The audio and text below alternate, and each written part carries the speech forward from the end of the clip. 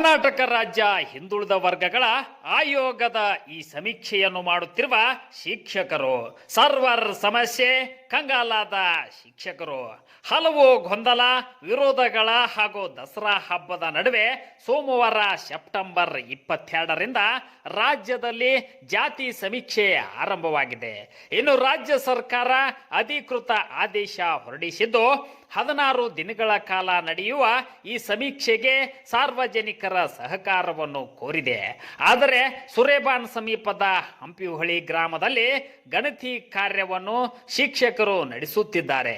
ಇನ್ನು ಸಾರ್ವಜನಿಕರು ಸಹಕಾರ ನೀಡಿದರೂ ಸರ್ವರ್ ಸಹಕಾರ ನೀಡದೇ ಇರುವುದು ಸಾರ್ವಜನಿಕರ ಆಕ್ರೋಶಕ್ಕೆ ಗುರಿಯಾಗಿದೆ.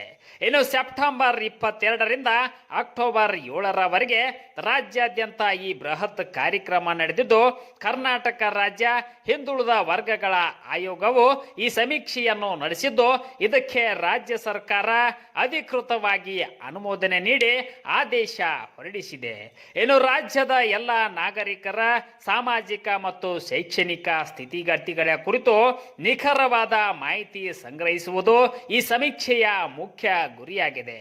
ಇನ್ನು ಈ ಸಮೀಕ್ಷಾ ಕಾರ್ಯವನ್ನು ಯಶಸ್ವಿಯಾಗಿ ನಡೆಸಲು ಈಗಾಗಲೇ ಜಿಲ್ಲಾ ಮತ್ತು ತಾಲೂಕಾ ಮಟ್ಟದಲ್ಲಿ ಕ್ರಮ ಕೈಗೊಂಡರೂ ಯಾವುದೇ ಪ್ರಯೋಜನ ಆಗಿಲ್ಲ ಎಂಬ ಆರೋಪಗಳು ಕೇಳಿಬರುತ್ತಿವೆ. ಇನ್ನು ಕರ್ನಾಟಕ ರಾಜ್ಯ ಹಿಂದುಳಿದ ವರ್ಗಗಳ ಆಯೋಗದ ಈ ಸಮೀಕ್ಷೆಯನ್ನು ಮಾಡುತ್ತಿರುವ ಶಿಕ್ಷಕರು ಸರ್ವರ್ ಸಮಸ್ಯೆಯಿಂದ ಕಂಗಾಲಾಗಿದ್ದಾರೆ. ಇನ್ನು ಕಳೆದ 3 ದಿನಗಳಿಂದ ದಸರಾ ಹಬ್ಬದ ರಜೆ ದಿನದಲ್ಲೂ ಕಾರ್ಯನಿರ್ವಹಿಸುತ್ತಿರುವ ಶಿಕ್ಷಕರು ಸರ್ವರ್ಗಾಗಿ ಕಾಯುತ್ತಾ ಕುಳಿತುಕೊಳ್ಳುವ ಪರಿಸ್ಥಿತಿ ಬಂದೊದಗಿದೆ. ಇನ್ನು ಮುಂದಾದರೂ ಕರ್ನಾಟಕ ರಾಜ್ಯ ಹಿಂದುಳಿದ ವರ್ಗಗಳ ಆಯೋಗ ಹಾಗೂ ರಾಜ್ಯ ಸರ್ಕಾರ ಸರ್ವರ್ ಸಮಸ್ಯೆ ಬಗೆಹರಿಸುವರೇ ಎಂದು ಶಿಕ್ಷಕರು ಕಾದು ನೋಡುತ್ತಿದ್ದಾರೆ. ಅಂದ್ರೆ ಒಂದು ಓನರಿಗೆ ಉಳಿದಂತ ಪ್ರತಿಯೊಬ್ಬರಿಗೆ ಅವ್ರಿಗೂ 60 ಮತ್ತೊಬ್ಬರಿಗೆ ಪ್ಲಸ್ 60. ಎಷ್ಟು ಟೈಮ್ ತೊಗೊಂಡಿತ್ರಿ ಒಂದು ಮನಿ ಪೂರ್ತಿ ಮಾಡ್ಬೇಕಂದ್ರೆ? ಹಾಕಿದ್ರ ಮ್ಯಾಗ ಗೊತ್ತಾಗತ್ತೆ ಸರ್. ಇನ್ನ ಹಾಕಿಲ್ಲ, ನಾವು ಒಂದು ಮನಿ ಮಾಡಿಲ್ಲ. ಇನ್ನು ಮಾಡಿಂದ ಗೊತ್ತಾಗತ್ತೆ ನಿಮ್ಗೆ. ನಿಮ್ಮ ಮಾಹಿತಿ ಕೊಟ್ಟಂಗೆ ಎಷ್ಟು ದಿವಸ ಆಗ್ಬೋದು?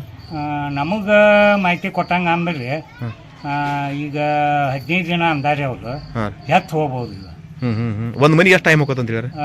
ಒಂದು ಮನಿಗೆ ಅದು ನೀವು ಸರ್ವರ್ ಬಂದಂಗ 1 ತಾಸು ಅರ್ಧ ತಾಸು ಅಂದಾರೆ ಅವ್ರು. ಅದು ಏನು ಅಷ್ಟು ಆಗಾಕಿಲ್ಲ ಅಂತ ನಾವು